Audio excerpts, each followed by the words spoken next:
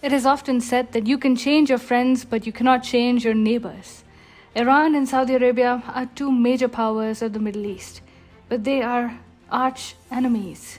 Relations deteriorated significantly after Iran accused Saudi Arabia of being a US proxy in the Persian Gulf region following the Iranian Revolution of 1979. On the other hand, Saudi Arabia is concerned about Iran's persistent efforts to export its revolution across the Persian Gulf region in order to strengthen its own influence. Since the storming of the kingdom's embassy in Tehran in January 2016, relations between Riyadh and Tehran have been strained further. This has added to the escalations of the regional conflict between the two nations. However, in the current atmosphere, with sanctions and a plethora of other problems, Iran is unable to sustain its activities against Saudi Arabia and of late has been trying to reach a peace deal with Riyadh. Hi, and welcome to TFI Global, the foreign affairs and geopolitical analysis arm of the TFI Media Group. I am your host Shubhangi, and in this video, I will tell you how Iran's own domestic uprising, the Taliban, and the Yemen war are forcing Iran to normalize ties with Saudi Arabia. Let's begin. The leadership in Iran has become really concerned with the regional geopolitics, and as it finds its assets and resources stretched, Iran is being forced to normalize its ties with its arch nemesis, Saudi Arabia. Saudi Arabia may send a representative to participate in the swearing-in ceremony for Iran's president-elect Ibrahim Raisi, an Iranian newspaper Ittimad reported. According to a source, the Iranian and Saudi embassies in both nations will reopen in the near future as well. These developments would have not been imagined by people familiar with the regional affairs, but the fact that Tehran is really trying to make peace with Saudi Arabia can only be attributed to the sorry state the country has spiraled into. Iran is under a lot of duress. The economic situation is getting from bad to worse. The sham elections and the regime's inability to provide basic amenities like fresh water to its people is leading the country to implode from within. Even though this is enough to send alarm bells ringing, the regional security situation has also turned extremely vulnerable with the rise of the Taliban in Afghanistan. In addition to this, Iran's proxy project in Yemen is also starting to lose steam, and Iranian-backed Houthis are now on a defensive in the face of a re-energized offensive by the Saudi-led coalition in central Yemen. In the face of all these circumstantial shreds of evidence, the government in Tehran has realized that a short-term peace with Saudi Arabia is the best course of action available. The Iranian newspaper Ittimad quoted an informed source on Friday stating, "The Kingdom of Saudi Arabia may send a representative to participate in the inauguration ceremony for the elected president, Ibrahim Raisi, and diplomatic relations between the two countries will resume after that."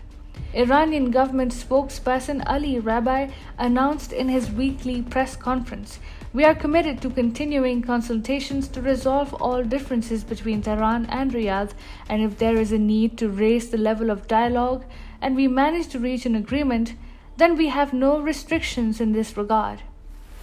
This type of statements in such mellowed down language is a rarity, and the fact that the Iranian side has changed its tunes shows its desperation to arrive at some established peace as soon as possible.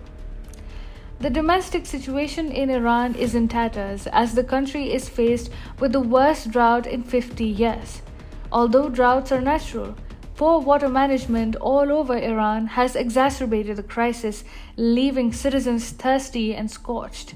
According to the Iranian Department of Water and Sewerage, at least 110 Iranian cities have been struggling with regular water cuts during the summer of 2021, during which temperatures have reached up to 50 degrees Celsius. The precarious situation, coupled with the decreasing trust of the people in the regime, has brought people to a breaking point.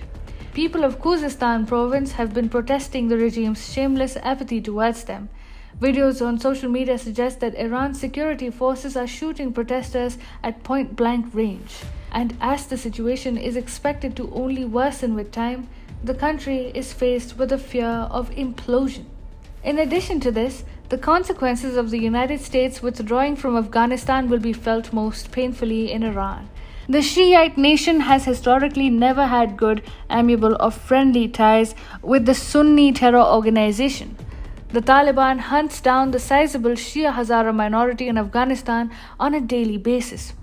While Iran is trying to sweet talk the Taliban into friendship, things are only going to get tough on its borders with Afghanistan. Nothing is going well for Iran. The Yemen proxy war project for a long time looked like a success story for Iran's forward policy, but recently that has also turned 180 degrees. This month, the Saudi-led coalition launched an unprecedented offensive against Houthis in central Yemen, resulting in almost 320 casualties on both sides, most of which were Houthis. The Yemeni government, powered by the Saudi-led coalition, launched a military operation to reclaim Beida from the Iran-backed Houthis. According to the Associated Press, most of the casualties belong to the Houthi camp, and in a turn of events, it is the Houthis who are now on a defensive. Be it the domestic uprisings and protests, the rise of the Taliban in Afghanistan, or the reversal of fortunes in the Yemen war, Iran has found itself stuck in a downward spiral. Realizing its vulnerable situation, Tehran is desperately looking for reaching a peace deal with Saudi Arabia so that it can buy time to sort out its own problems.